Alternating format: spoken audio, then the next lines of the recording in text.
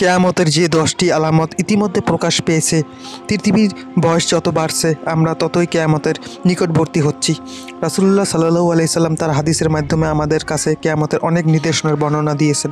বেশ কিছু নিদর্শন ইতিমধ্যে বাস্তবায়িত হয়ে গেছে। অনেক স্কলার বলেছেন এর দ্বারা এটি প্রভাবিত হচ্ছে যে কেয়ামত অতি নিকটে চলে এসেছে। দিন যতই সামনের দিকে এগাচ্ছে নবীজি সাল্লাল্লাহু আলাইহি সাল্লাম বলা যাওয়া নিদর্শনগুলো ততই বাস্তবে রূপ নিচ্ছে। তার মধ্যে 10টি নিদর্শন আজকের এই ভিডিওতে তুলে ধরব।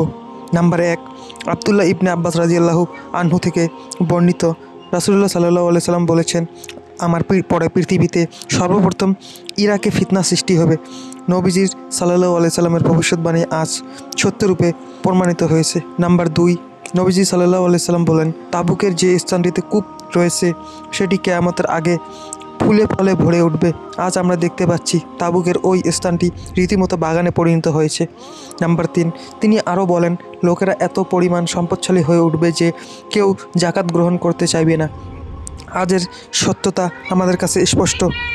নাম্বার 4, অতিবৃষ্টি, অনাবৃষ্টি, তীব্র ঠান্ডা ও দাবদাহসহ বিভিন্ন প্রাকৃতিক দুর্যোগ ব্যাপক হয়ে দেখা দেবে।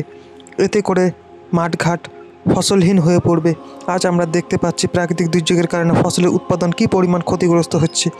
নাম্বার 5, আবু হুরায়রা রাদিয়াল্লাহু আনহু থেকে বর্ণিত, রাসূলুল্লাহ সাল্লাল্লাহু আলাইহি সাল্লাম বলেছেন, মানুষের মধ্য থেকে যখন আমানতদারিতা উঠে যাবে তখন তোমরা কিয়ামতের অপেক্ষায় থাকো।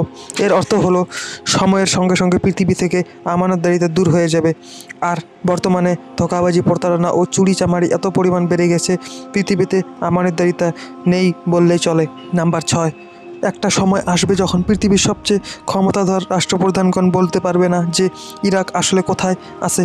এখানে ভৌগোলিকভাবে ইরাকের নিশ্চিহ্ন হয়ে যাওয়াকে বোঝানো হয়নি, বরং এখানে বোঝানো হয়েছে একটা সময় আসবে যখন অমানবিক জুলুম নির্যাতনের শিকার হয়ে ইরাকের অধিবাসীরা পার্শ্ববর্তী বিভিন্ন দেশে শরণার্থী হিসেবে আশ্রয় নেবে, যার প্রমাণ আমাদের কাছে স্পষ্ট।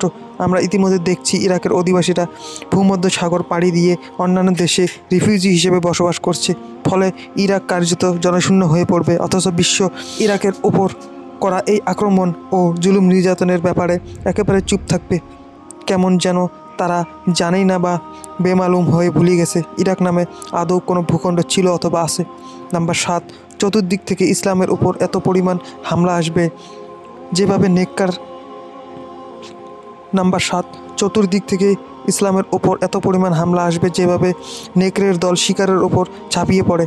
নাম্বার 8, লোকেরা ব্যাপকভাবে ব্যভিচারে লিপ্ত হবে, তবে তারা স্বীকার করবে এটি একটি গর্হিত কাজ। নাম্বার 9, লোকেরা কাজকর্মে হালাল হারামের তোয়াক্কা করবে না। সুদের চর্চা সমাজে অধিক পরিমাণে ব্যাপৃত হবে। নাম্বার 10, লোকেরা ষাঁড়ের লেজের ন্যায় এক ধরনের চাবুক লাঠি ব্যবহার করবে এবং তার দ্বারা একে অপরকে প্রহার করবে। যেহেতু কিয়ামত অতাসন্ন, তাই প্রত্যেকেরই উচিত সর্বদা সৎকর্ম সম্পাদনা করার মাধ্যমে কিয়ামতের প্রস্তুতি গ্রহণ করা।